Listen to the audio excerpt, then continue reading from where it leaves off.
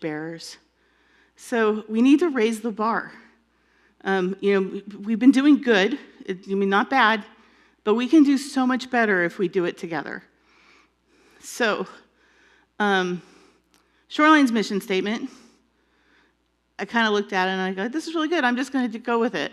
And then I started thinking, but it's not, it's different.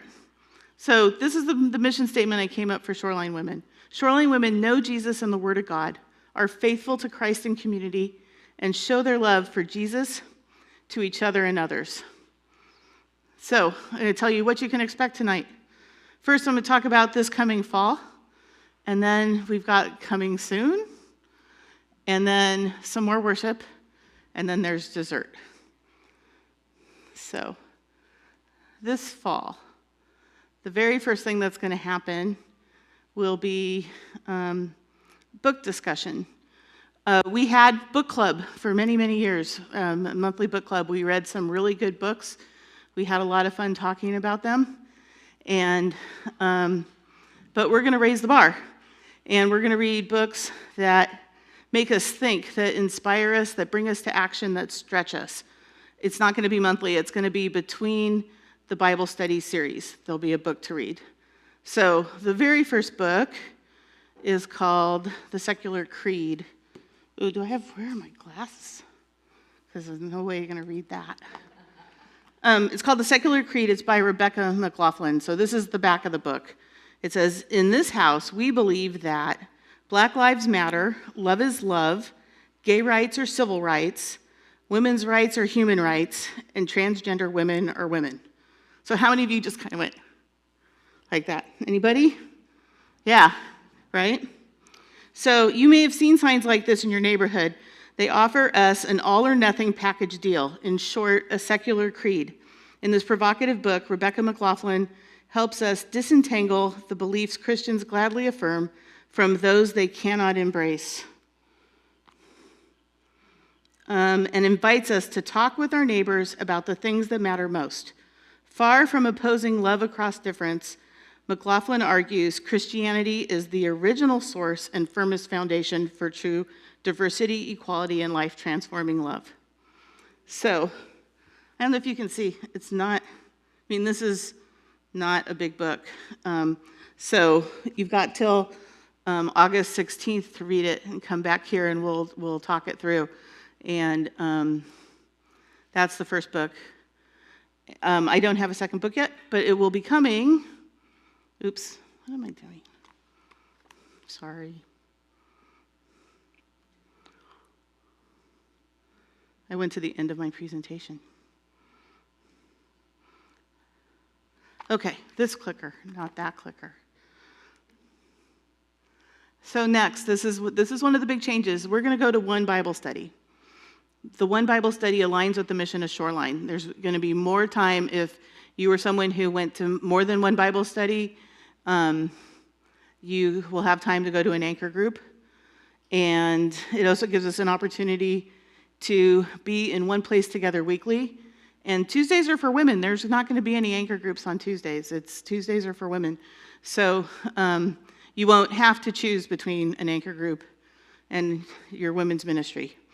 And then schedule simplicity. It's easier to know what's happening when it's the same. Like if you're talking to someone and you say, I want you to come to Bible study with me at my church, instead of having to say, well, this one's doing this, I think, and I don't know what they're doing, this is, come on Tuesday with me. So the studies are going to be Tuesday at 6:30 p.m. It's going to start with a large group, a time of worship and teaching, and then we'll break into small discussion groups for discussion of the study and prayer.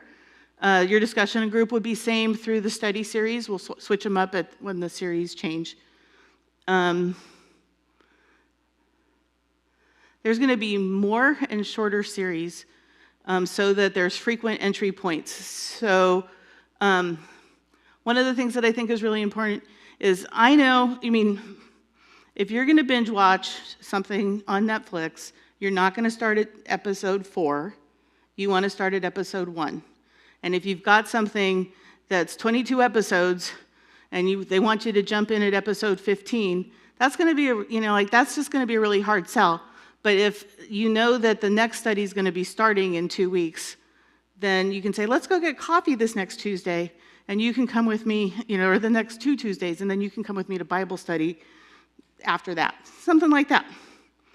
There's going to be scaled homework, so you study at home a little more or a lot, and that can change weekly. If you got a busy week and it's like, I'm going to do a little this week, but I'm going to do it, then that's great. If you want to dig in deep every single week, that's better. That's great. So the first study is going to start the week after that book discussion. It'll be on August 23rd, and it's going to be 5 weeks. I'm going to teach it, and it's a guide to the Bible.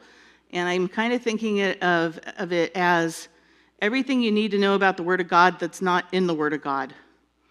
So it'll be talking about genres and canonization and translations and organization and all of that kind of stuff. So that's the first study. And then you'll see that the dates don't match up because there's going to be a book discussion in there to be determined soon. And then we're going to do 10 weeks in this book. It's the promised one. It's Jesus in Genesis, seeing Jesus in Genesis. And Catherine Cuellar is going to be helping me teach that one. The other thing that's going to be continuing this fall, but changing, raising the bar on it, is the monthly fellowship. We'll still be meeting once a month for fellowship. It's not always going to be Friday nights. We're looking for a new name for TGIF because I don't know if I'm bored with it or if it's not quite right. Let's find a better name. So it could be TGIF. And then I was thinking we could do brunch on Saturday, or maybe we could do something Saturday, Sunday evening, like a worship bonfire or games or something. But we need to switch it up because we're shutting some people out. Some people are in with it. Some adults are in with the youth on Friday nights. The youth are with the youth on Friday nights. And I really want to reach those high school girls. And I have no chance of getting, if they can go hang out with high schoolers or they can hang out with old ladies, what would you do? I'd probably rather go hang out with high schoolers. That didn't come out right. So anyway, that's a little change that's there. The format's going to be similar on all of them. There's going to be encouraging words. It could be a testimony, a devotional, maybe a training. There'll be food, there'll be fun, there'll be fellowship. And so that's kind of the things that I know were going to happen this fall. And we're working on dates. And then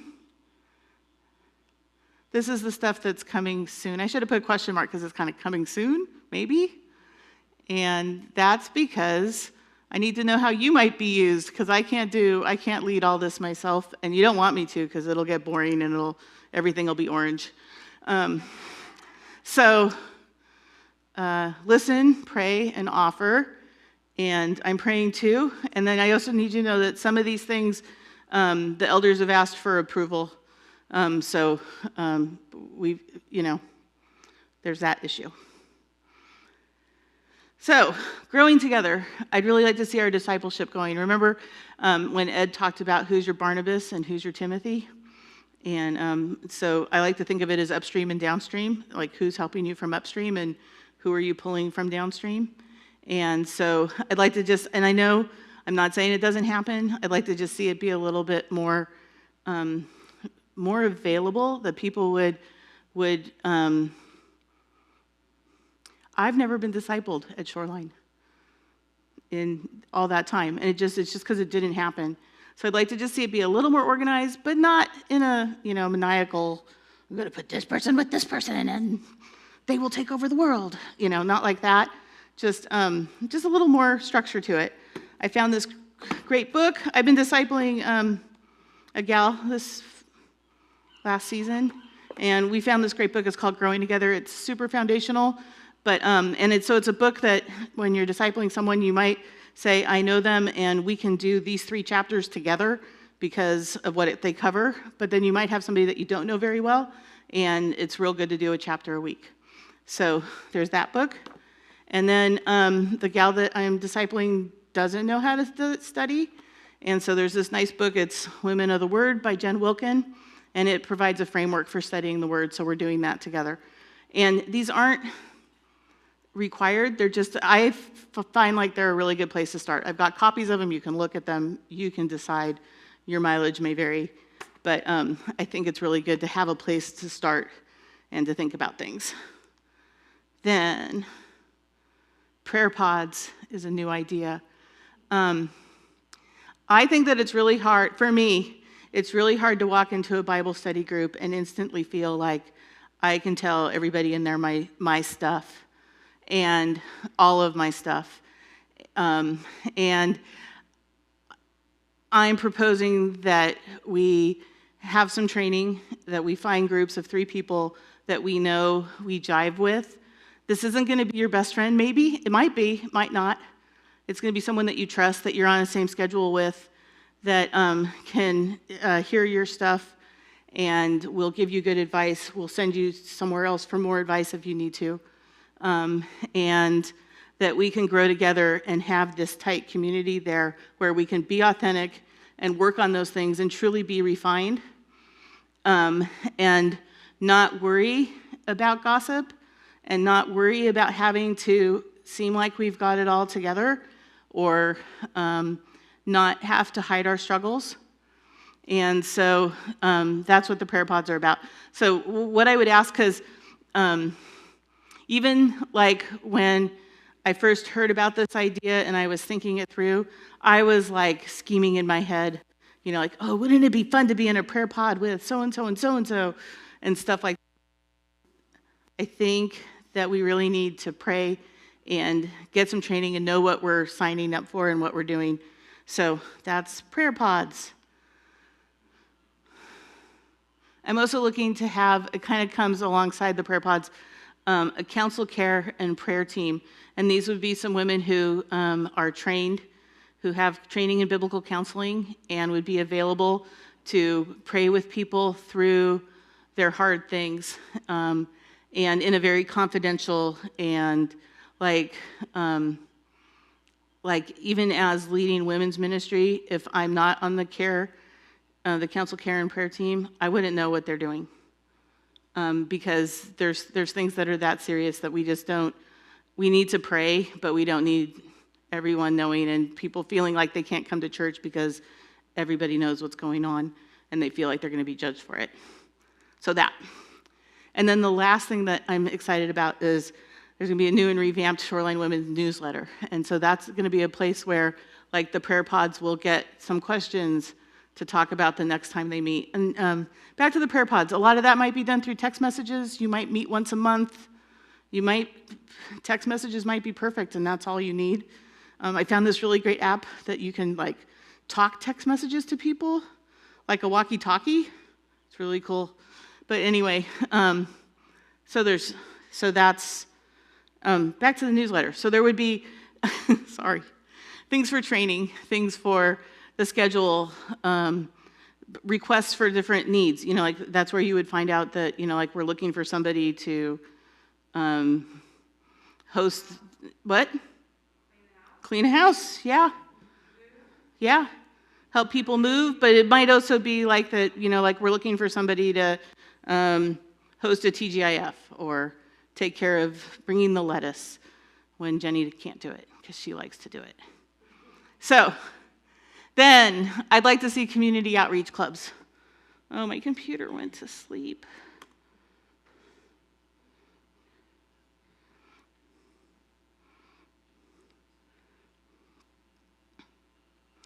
Okay, community outreach clubs. I started thinking about it and I go, women like to do things together. I was talking to, I think it was Enid, who, when she came, she's new in town this summer, and when she came to a coffee, she was talking about kayaking and was like, but I need somebody to go with. And I think that there's a lot of people in town who need somebody to go with. And so they like to do things that's better, safer, funner in a group. So what this idea would involve is setting dates and planning ahead, and then we'd help you spread the news of it through social media, next door, things like that. And then you'd get to know new friends.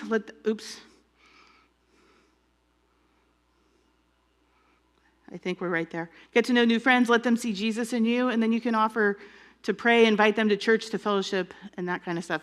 So here we've got some examples. The Shoreline Women Hiking Club, Shoreline Women Knitting Group, the Shoreline Women Surf Club, Shoreline Women Coffee. And that was one of the things when I was making this presentation, I went, we already have a community outreach group because, and I just want to brag on this group because I come to this group on Fridays and I always bring these like things in my pocket so that if we're veering into friendship and away from fellowship, I can pull out something and say, you know, let's talk about this. And I never have to. These women they fellowship on their own and they bring their neighbors, Maury does. And, you know, and with some more effort, we can get more people there. And, you know, and I just go, we could take over the whole backyard of the rock. Like that would, oh wait, I missed one. Missed a couple. Shoreline Women Makers, I know that there's people who just like to craft. I know that there's women who get to sit at the park and watch kids play. And they could talk about Jesus. How about the Shoreline Women Roller Derby? We could have God's Angels. Shoreline Women Freezer Meal Swappers. And Shoreline Women Your Fun Hobby. You know, so be thinking and praying about those things, and we'll see what we can do to draw people in from our community. Another thing is I'd like to see a couple of annual community events. And these are some ideas.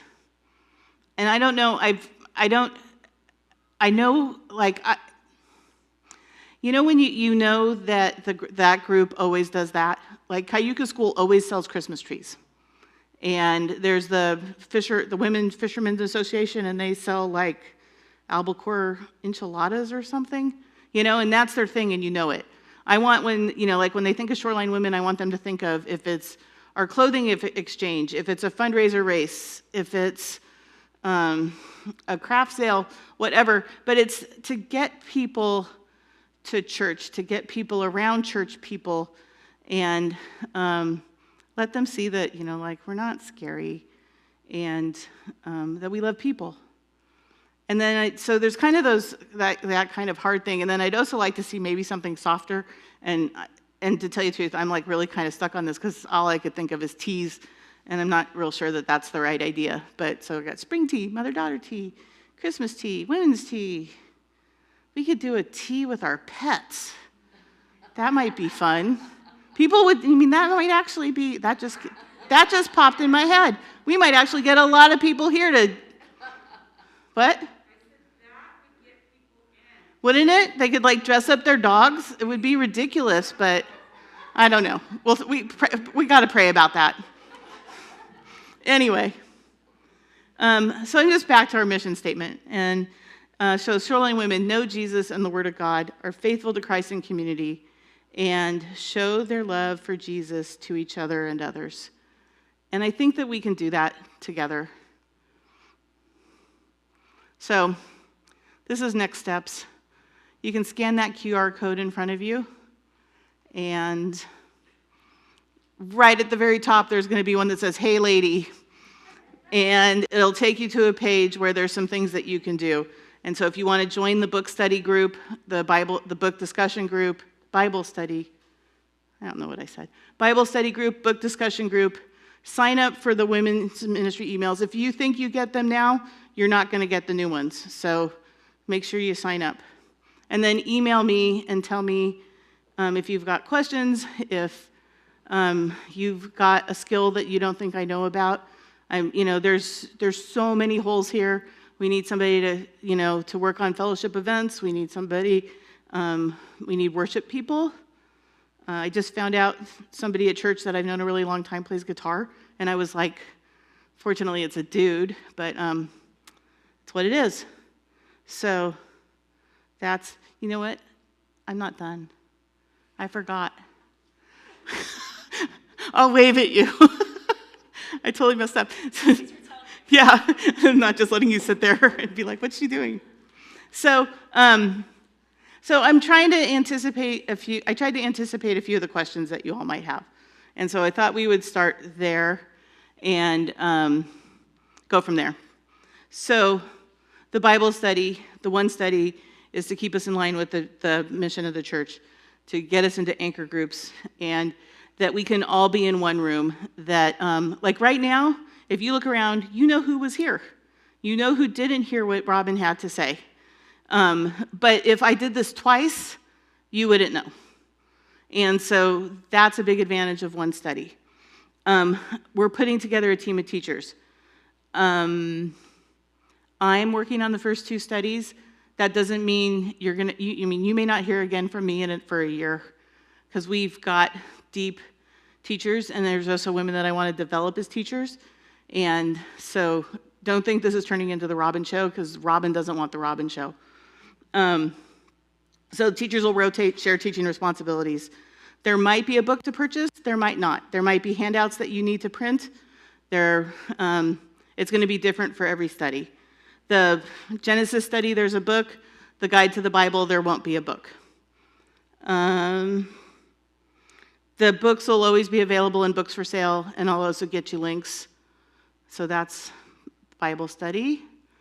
Book discussion. Books will be available in Books for Sale.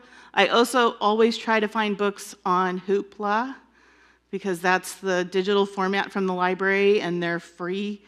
And the other great thing about Hoopla is, like, as many people can read it at the same time. There's no holds. They're just available. And so know that we're going to do that. And the great thing about books is that you can share them. So even if you feel like she's asking me to buy another book, you can share it with somebody and then talk to them about what it said later. One of the reasons that I think books are important, the Bible is awesome, and there's no better book than the Bible. But these other books, they can show us things that we might not think about on our own. We live in a very Morro Bay community. It's, what to expect in Morro Bay, but there's a bigger world out there, and I think that we need to talk about some other things. And there's an idea of confirmation bias. Anybody know what that? Confirmation bias, I just read you what the definition is. It says, it's a tendency to search for, interpret, favor, and recall information in a way that confirms or supports one's prior beliefs or values. And we all have biases. That's just the way we're made. And we should all be biased regarding Jesus. But confirmation bias can also make us stagnant and make it hard to relate to other people. And so that's just, and it's so, like there's this gal that I follow on Instagram, and she says so many things that are so awesome, and then she says this thing, and I go, she says all these things that are awesome, and then she says, and women should be pastors, and I go, oh no, not, but that doesn't, because she says that doesn't mean these things that she says aren't awesome. So it's that learning and practicing discernment, and that's growth, and that's what I think it's so important. It's like one of my things Duke will tell you is never stop learning. Always be looking for, how I can grow. Okay, how do I connect to Shoreline Women if I can't come to Bible study? So there's going to be ways. You can do it through fellowship. You can do it through the email. You can work really hard to figure out how to get here on Tuesdays. That's just, and that's what it is. Let's see. I wanted to talk a little bit about anchor groups. I know that there's some people in here who have never been to an anchor group, and I don't know when it was, maybe at the first of the year, my husband and I started going to 2 anchor groups, which is too much and not ideal. But so we started going to one anchor group because I really wanted to. We started going to another anchor group because I really wanted my son to go to it. And my thought was, he's in the back hearing all this, so my plans are all exposed. And my thought was that if I went, I could maybe get him, cemented in, and then I could just step back and step out. So the one that I wanted to go to is on Java Street. And we prepare for that one by listening to the podcast that Pastor Ed does. We sit around the table. There's tasty victuals for dinner, homemade herbal sun tea from the garden, and we get to learn. And this is one of my best quotes. Job was a dope dude. And it's just the best anchor group. And we were there last night, and we had discussion that was so deep. And just, I think we could have gone for another hour easily. And the prayer is sweet. And it's just a great time.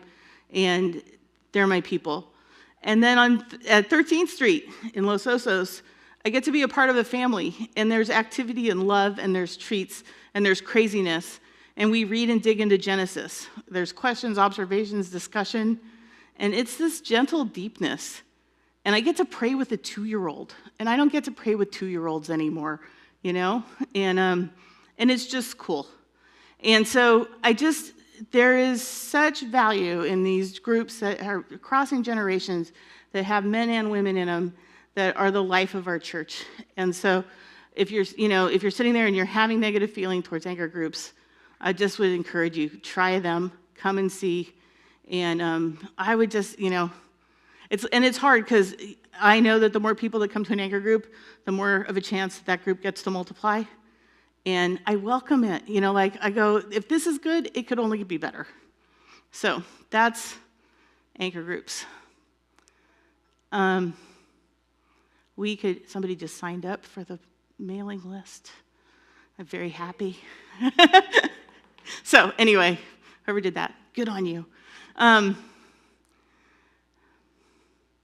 Does anybody have a question that they think would benefit the entire room? If it's one that you think that I just need to talk to you about, we can do that later. Go ahead, Liz. How do you get, are there new anchor groups, or are we supposed to join anchor groups that are new? Join the ones that are established. What about the prayer pods? Prayer pods. There's a few things that need to happen before prayer pods are going to officially really get started.